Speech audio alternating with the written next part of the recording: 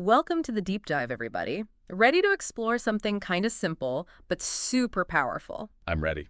Okay, good. We're diving into atomic habits. Tiny changes. Huge results, right? Exactly. We're using James Clear's Atomic Habits, and we're going to assume you've read it already, so let's get right into it, shall we? Sounds good. We'll uncover some hidden gems and connect the dots in ways you might not have expected.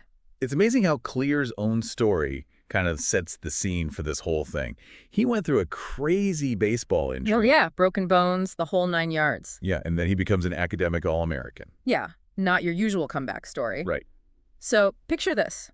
Clear's in a hospital bed. He can't even drive for months. Ouch. So how does he turn things around? This is where things get interesting. He focuses on what he calls tiny gains. Those little, almost unnoticeable 1% improvements every single day. Yeah, almost like a secret recipe for success. And it's not just about healing either. He applies this to his whole life. Academics, business, even his writing. And that's where the magic of compounding kicks in. Those tiny gains, if you just keep applying them over and over, they multiply over time. And that leads to those amazing results we're talking about. Yeah, it's kind of like investing a little bit of money on a regular basis. Over time, that interest keeps building on itself. Creates big wealth. Exactly. So we're not talking about some magic bullet or quick fix. Right. It's a slow and steady approach that builds up into something incredible. Yeah, you got it. But here's the twist. Clear challenges us to ditch the whole obsession with goals and focus on systems instead. Okay. I like it. Why this radical shift, though? Well, goals are all about the results you want. It's the destination. Okay. But systems, they're the processes, the daily things you do that get you there. I'm starting to get it. But what's wrong with setting big goals and going for them? I love that. It's great to be ambitious, no question. But sometimes focusing too much on goals can actually work against you. Oh, really? How so? Well, for one, it kind of puts your happiness on hold. Ah, that I'll be happy when feeling. Exactly. You're always looking at what you haven't gotten yet instead of enjoying the process. And there's always another goal waiting after that one, right? Right. Always something else. And second, it can create this all-or-nothing mindset. You either nail it or you're a failure. Yeah, that can be super discouraging, especially when you hit those bumps in the road. And we all do. Exactly. Setbacks happen.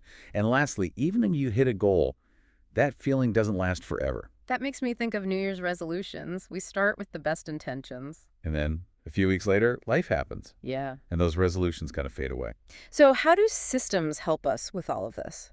With systems, it's all about the process, the daily actions, and the things you do consistently that build towards something bigger. When you zero in on the system, you're making lasting changes. And that's true whether or not you hit any specific goal. It's like building a house, right? Oh, okay. The goal is the finished house, sure. But the system, that's laying the foundation, framing the walls, putting up the roof. Each step matters. That's a great way to look at it. It's the whole journey, the effort you put in over time that builds something that really lasts. Exactly. And this is where the idea of identity-based habits comes in. Identity-based habits. Okay, I'm intrigued. Clear says that our habits, they're like votes for the kind of person we want to be. Okay, so it's not just about doing things differently, but about, like, becoming a different person. Yeah, you're getting it. Your habits, they shape who you are. And who you are shapes your habits. Interesting. It's a loop. So if you really want to change how you act, you got to start by changing what you believe about yourself. Like, for instance, if you see yourself as an athlete. You're more likely to hit the gym, eat healthy stuff, right? Great. So it's not about forcing yourself to do stuff you hate. It's about lining up what you do with who you want to be. That's the idea. And the more you do things that match your beliefs, the easier it gets to do the right thing. I remember that study about people who thought of themselves as voters. They were way more likely to actually vote. It's a great example. It shows you how powerful our beliefs are. Wow, okay. So we've got the power of these tiny gains, the idea that systems are more important than goals, and this whole mind-blowing thing about habits being tied to who we are. A lot to unpack. Right. But how do we actually create good habits? How do we get them to stick? That's where Clear's 4 stages of habit formation come in. He calls them cue, craving, response, and reward. It's the key to mastering habits. Okay, sounds interesting. Break it down for us. What do those stages actually mean? Think of it as a chain reaction. Yeah. The cue, That's the trigger that kicks off the habit. It could be a certain time of day, a place, an emotion you feel. Oh, or maybe even another habit. Like for me, seeing my running shoes by the door makes me want to go for a run. Exactly. That visual cue starts the next stage, the craving. This is the motivational force behind it all. So, in my running example, the craving would be that feeling of accomplishment I get after a run, right? Or Mhm. those endorphins. Yes, it's not just about the shoes. You're craving that positive feeling you associate with the run Gotcha. and that craving. Yeah. It leads to the response, the actual habit itself. In your case, putting on those shoes and getting out there. And finally, the reward. That's what makes you want to do it all over again. Yeah, like the sense of accomplishment you mentioned, that runner's high, that feeling of taking care of yourself. It reinforces the habit, makes you more likely to repeat it the next time you see those shoes. So it's like if you're missing any of those steps, the habit just won't happen. Like a recipe missing an ingredient, the dish won't be right. Okay, I see. No cue. You won't even think about the habit. No craving. You won't feel like doing it. Right, right. If the response is too hard, you just won't do it. And if the reward isn't satisfying, you won't do it again. Okay, this makes perfect sense. It's a super clear way to think about how habits work. But just knowing those stages, that's only the first part, right? You got it. The real work is putting them into practice. So how do we do that? Clear talks about his laws of behavior change, which seem to be all about making habits stick. Exactly. To make a good habit stick, he says you got to make it obvious, attractive, easy, and satisfying. We'll focus on the first two today. Make it obvious, make it attractive. Sounds good. Let's get practical. What are some ways to make those good habits stand out and basically irresistible? One simple but super effective trick, habit stacking. Yeah. It's like creating a chain reaction of positive actions. Okay, I like it. How does that work? You link a new habit to one you already have. Say you want to start meditating every morning. Okay. Instead of inventing a whole new routine, link it to something you already do, like brushing your teeth. Brush your teeth, then meditate. The cue for brushing becomes the cue for meditating. Oh, I see. It's like those if this, then that things you set up on those smart home devices. Exactly. You're basically using a neural pathway that's already established, making it more likely the new habit will stick. Clever. What are some other things we can do to make good habits more appealing? Implementation intentions. Remind me what those are again. It's all about specifics. Instead of saying, I'll work out more, you plan exactly when and where. I'll go for a 20-minute walk at 7 a.m. in the park. So you're not leaving any room for, well, maybe later type thoughts. Exactly. It eliminates any vagueness and makes it easier to get started. You're not waiting for inspiration. The decision's already made. And then, of course, there's the power of your surroundings. Oh, that's where I need help. Out of sight, out of mind. You got it. Make cues for good habits obvious and get rid of the cues for bad ones. Want to read more? Leave a book on your bedside table. Trying to eat healthier. Get rid of the junk food in the house. Oh, man. My environment is totally working against me right now. All those tempting snacks. We've all been there. Most people really underestimate how much our surroundings affect the choices we make. But if we design our environment consciously, we can make it easier to pick the good stuff and harder to slip up. This is making so much sense. It's like we're designing a world where it's almost impossible to resist good habits. Exactly. And that brings us to making bad habits harder. That's Clear's third law of behavior change. Make it difficult. That's for next time. You got it. Back again for more deep dive. We're still unlocking those atomic habits and how they can really make a difference in our lives. Last time, we talked about James Clear's amazing journey from, like, serious injury to crushing it in life. Yeah, and we started looking at systems versus goals and how our habits are all about who we want to be. Exactly. Now we're getting down to the nitty-gritty of breaking those bad habits. You ready to unleash the power of Clear's third law of behavior change? Oh, I'm ready. Bring it on. Okay, remember the first two laws. We made those good habits stand out, made them really tempting. Yeah, obvious and attractive. Right. Now we flip things around. The third law is all about making bad habits invisible and tough to do. We're adding friction. Friction. Okay, so it's not just about fighting temptation. It's about making those temptations harder to even get to us in the first place. Exactly. Think about those late-night snack attacks. If your pantry's full of goodies, it's a constant willpower struggle. But what if those treats just weren't there? Out of sight, out of mind. Especially for someone like me who loves those chocolate chip cookies. Right. Getting rid of temptations from your surroundings is one of the best ways to break a bad habit. If you're trying to cut down on screen time, put your phone in another room. If you're trying to spend less, unsubscribe from all those tempting emails. Okay, I'm already feeling motivated to declutter my digital and physical spaces. You're not just removing temptation, you're also making it harder to actually do the bad habit. Like, imagine putting those cookies on the highest shelf, Hmm. behind a locked door, in a dark corner of your pantry. Huh? Suddenly not so tempting anymore. A little inconvenience can make a big difference. And technology can be your friend here too. We can use apps to block distracting websites, set limits on spending, even automate good habits like saving or investing.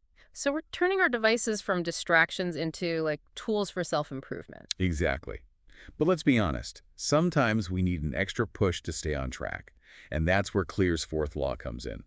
Make it unsatisfying. Okay, so we've made those bad habits harder to reach. Now we're targeting the reward system. Exactly. We're going to lessen that satisfaction we get from those negative behaviors.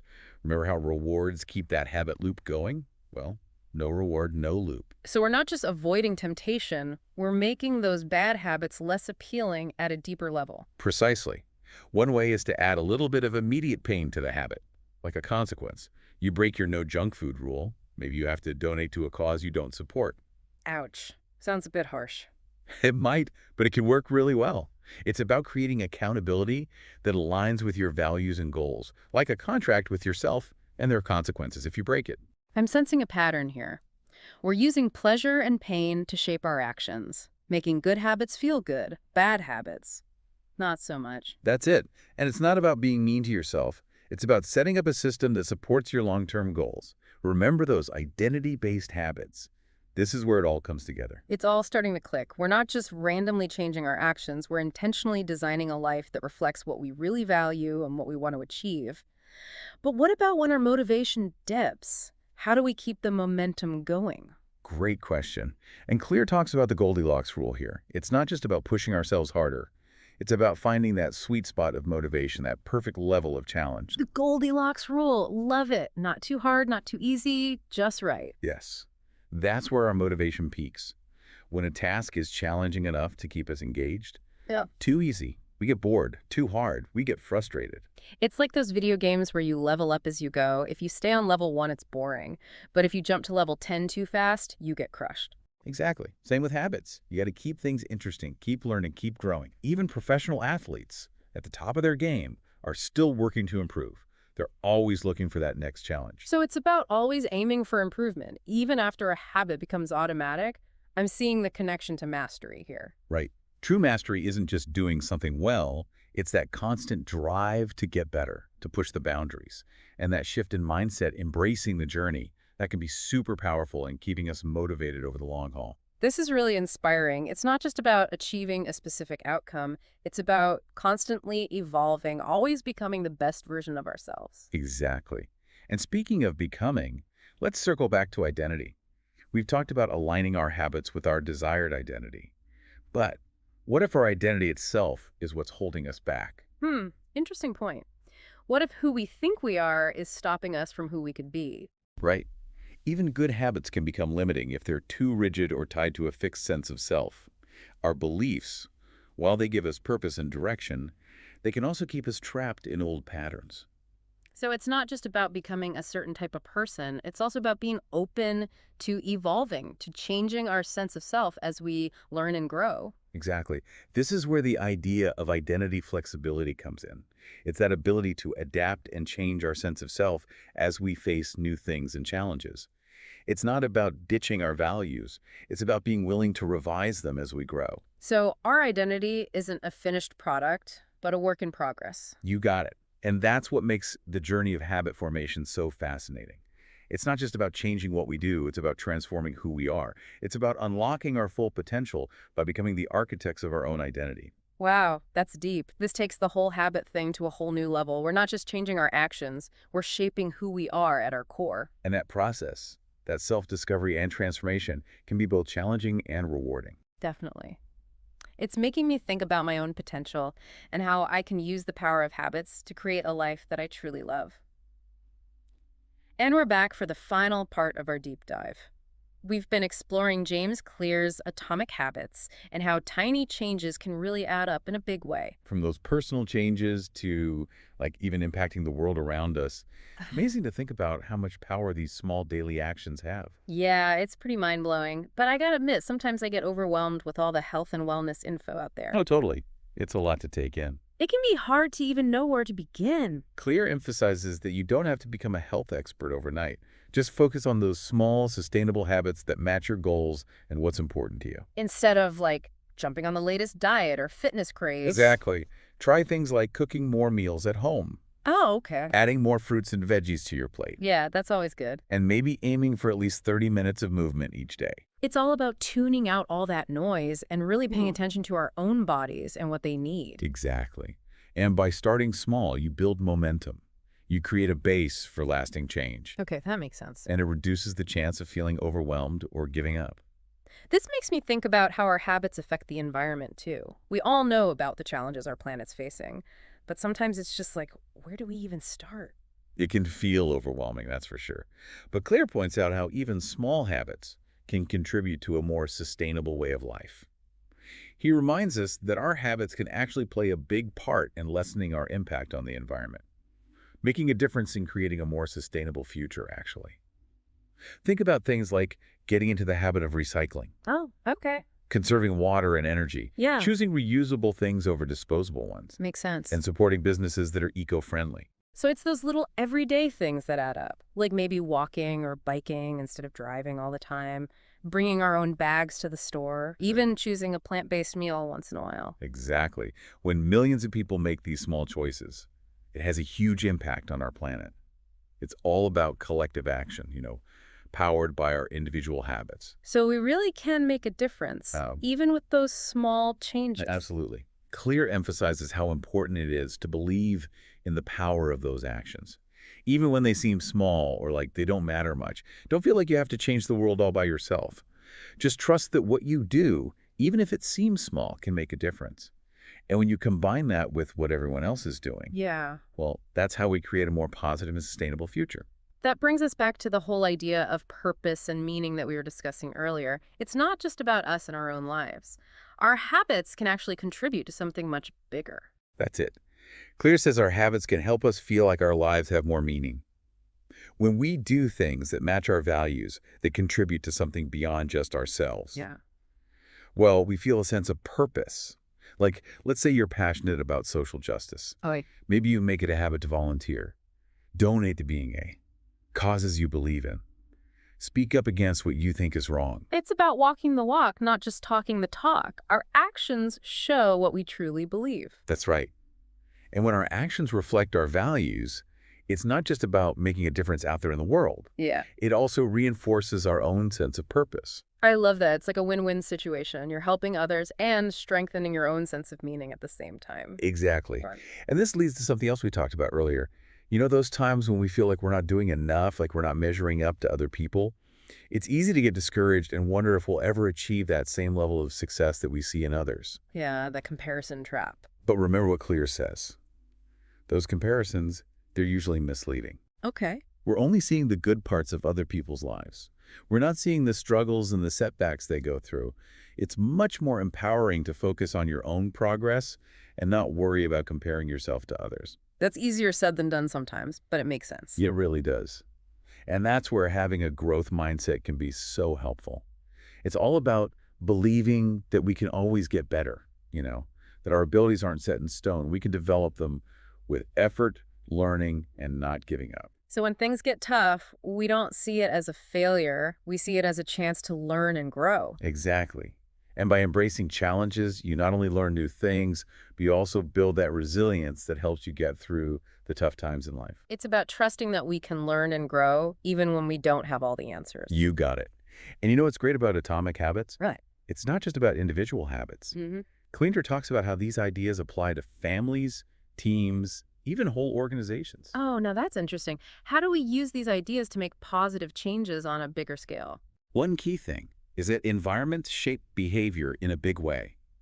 If you want to foster good habits in your family, your team, or even a whole company, you need to create an environment that encourages those habits. So it's not about just telling people what to do. It's about building a culture where making the right choice is easy. Exactly.